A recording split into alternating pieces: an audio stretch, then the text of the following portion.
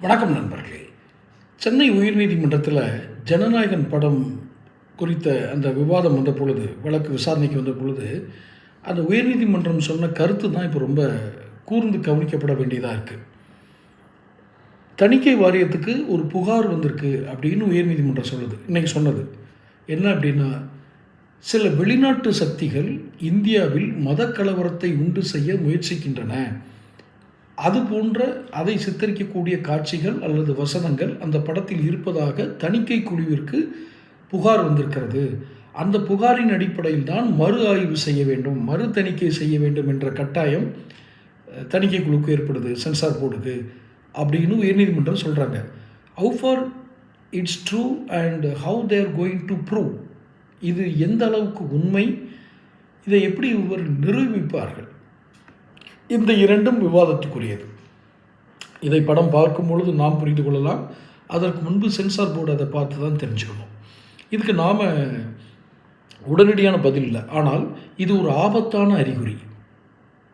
ஜனநாயகன் படம் உண்மையில் அப்படி இருக்குமானால், வெளிநாட்டு சக்திகள் இந்தியாவில் மத பிரச்சனையை உருவாக்க வேண்டும் என்ற நோக்கத்தோடு இந்த படத்தில் சில வசனங்களை அவர்கள் இடம்பெற வைத்திருக்கிறார்கள் என்றால் மிக மிக ஆபத்தான அறிகுறி அது. ஏற்கனவே மிக உன்னிப்பாக கவனிக்கப்படுவது என்னவென்றால், விஜயினுடைய எந்த ஒரு பொதுக்கூட்டத்திற்கும் யார் பணம் செலவழிக்கிறார்கள் என்ற உண்மையை வெளியே சொல்வதே இல்லை. ஐயா நாங்கள் உண்டியல் ஏந்தினோம் அல்லது என் சொந்த பணத்தை, நீங்கள் எவ்வளோ செலவு பண்ணீங்கன்னு சொல்ல வேணாம், என் சொந்த பணம் செலவாகிறது அப்படின்னு விஜய் சொல்லட்டும், இல்லை ஆதவர்ஜனோட பணம் வருதுன்னு சொல்லட்டும், இல்லை கிறிஸ்தவ மிஷனரிகள்லாம் கொடுத்துருக்காங்கன்னு சொல்லட்டும். ஏது சொல்கிறோம்னா, கிறிஸ்தவ மிஷனரிகள் இந்த பணத்தை இவர்களுக்கு சினிமாவுக்கு ஃபண்டிங் பண்ணி அதன் மூலமாக ஒரு மத மாற்றத்தை உருவாக்க வேண்டும், மதவாத சக்திகள் உள்ளுக்குள் வர வேண்டும் என்ற எண்ணம் இருப்பதாக நீண்ட காலமான ஒரு புகார் உண்டு. நான் கிறிஸ்தவ மதத்தையோ வேறு எந்த குறிப்பிட்டு ஏன் அந்த மதம்னு சொல்கிறேன்னா, அவர்களிடம் உள்ள பணம் தான் இங்கு சினிமாவில் பயன்படுத்தப்படுகிறது, ஃபண்டிங்கை பயன்படுத்தப்படுது.